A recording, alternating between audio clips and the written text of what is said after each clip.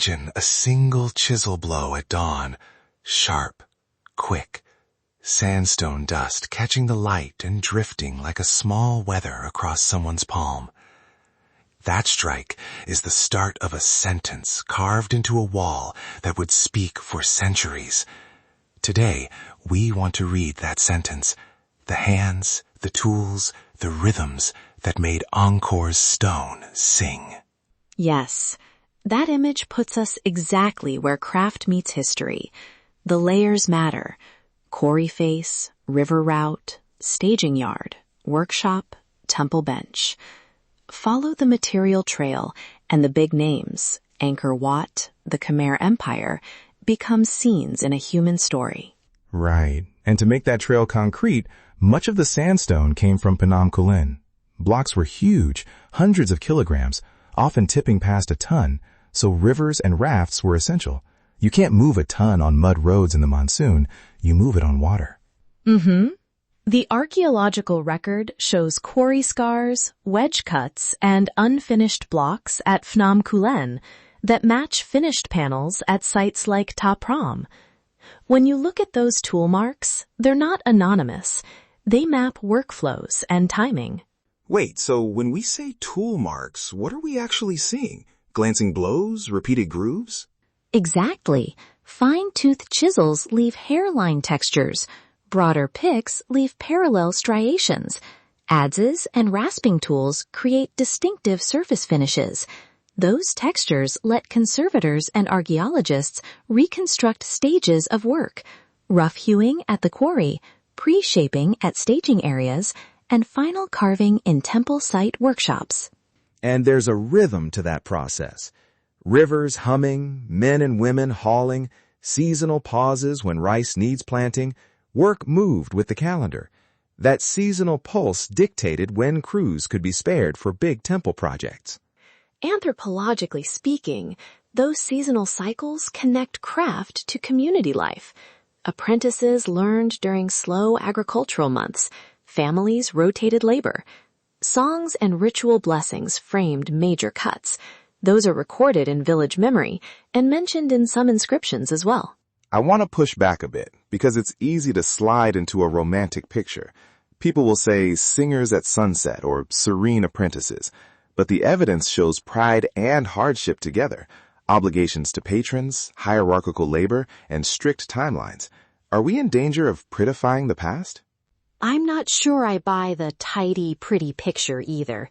The deeper story is complex. Honored skill and constrained labor often coexist. Inscriptions hint at obligations to temple sponsors. Settlement archaeology points to seasonal labor pressures. We must hold both truths. Good. So we say craft with dignity, but we don't erase structural realities. Now, small concrete facts. Blocks could weigh from several hundred kilos up to over a ton. Rafts and rollers were used. Ramps and pulleys at staging yards helped place stones. These are heavy, organized undertakings. And choice matters at every step. A carver selecting a fine point over a broad chisel wasn't only about beauty. It was about time, patron request, and the stone's grain. Those small technical decisions leave macro-level patterns we can track across sites. Right. And those fingerprints show up in familiar places. Look at Ta Prohm's tumbled galleries or the crowded faces at Bayonne. Tool choices and joinery approaches there tell us about workshop groups and shared templates. Listen closely. Repeating motifs, a distinctive fold in drapery, or how an eyebrow is carved appear across panels. That consistency reads like a maker's signature. It's community habit, not just individual flourish. And in some villages today, those techniques are still taught. I want to share a concrete present-day link. In Siem Reap, conservation workshops and training programs, working with institutions like the Apsara Authority, are training local carvers in restoration methods, passing measurement systems and pigment recipes forward. That's not nostalgia. It's sustaining practice. And conservation itself is full of ethical choices. Reconstruct color, stabilize what's left. Many projects now center Khmer artisans in those decisions, rather than outsized foreign teams. That's essential for respectful preservation. Let's talk pigments briefly, because people imagine stone as monochrome. Many reliefs were painted. Traces of ochre, red, and even gilding remain in sheltered corners. A surface cut designed for paint differs from one intended to remain exposed, so the paint program guided carving decisions. And that painted world mattered for worship and perception. Color amplified iconography. It gave texture and hierarchy. From a cultural standpoint, color choices were meaningful, linked to ritual calendars and temple narratives. Quick anecdote.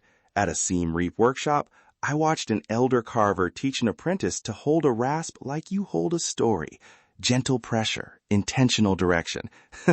That phrase stuck with me because it names craft as narrative, not just labor. The research tells us those metaphors aren't accidental. Songs and proverbs anchored technique, and inscriptions sometimes record craftspeople's roles. When we combine those sources, archaeology, ethnography, conservation reports, we get a fuller picture. So what can listeners do? If you visit, seek out Khmer-led workshops. Buy from local cooperatives and Siem Reap rather than mass-imported souvenirs. Follow and share the work of Cambodian conservators and the Apsara Authority's programs. Amplify local expertise. And if you want to support training, look for community-led initiatives that provide apprenticeships and fair payment. Ask where the piece was made and who trained the maker. The cultural significance is not only the object, but also who keeps making it. We also want to hear from you. Send photos of carvings that moved you, stories from visits, or questions about tools and techniques. Tag me on social media, Samnong Bradley, and we'll gather submissions for future episodes and show notes. The pattern shows us that craft archives lives. Material choices, labor arrangements, ritual practice, they're all braided into the stone.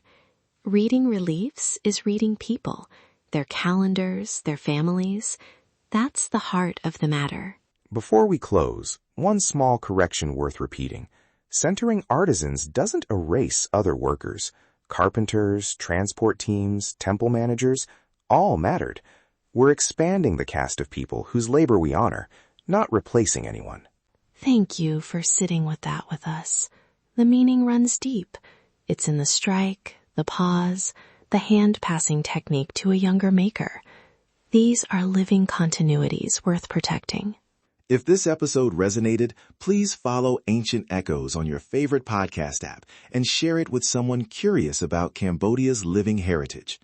Tag @Samnong Bradley with your photos or questions, and consider supporting Apsara Authority partnered programs and Siem Reap craft cooperatives.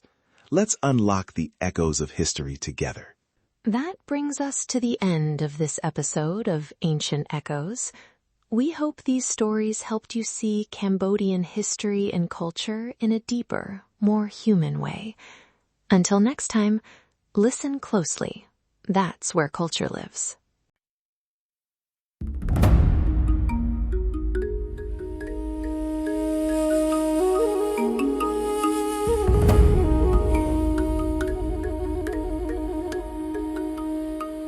In the quiet of night, I whispered my plea, holding her close, hoping for her decree.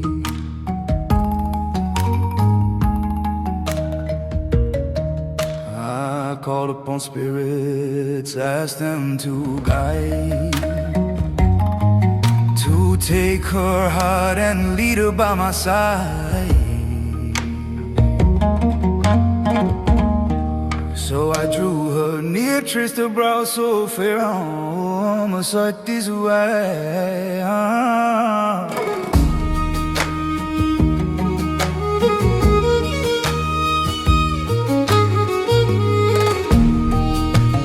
Warm, sacred power, swai, mighty spirit awakened. By the master's right, let her heart be gently taken. Let her follow me now by vow and by sign. I hear these words, oh teacher, witness this plea. Oh, my sacred power, swai.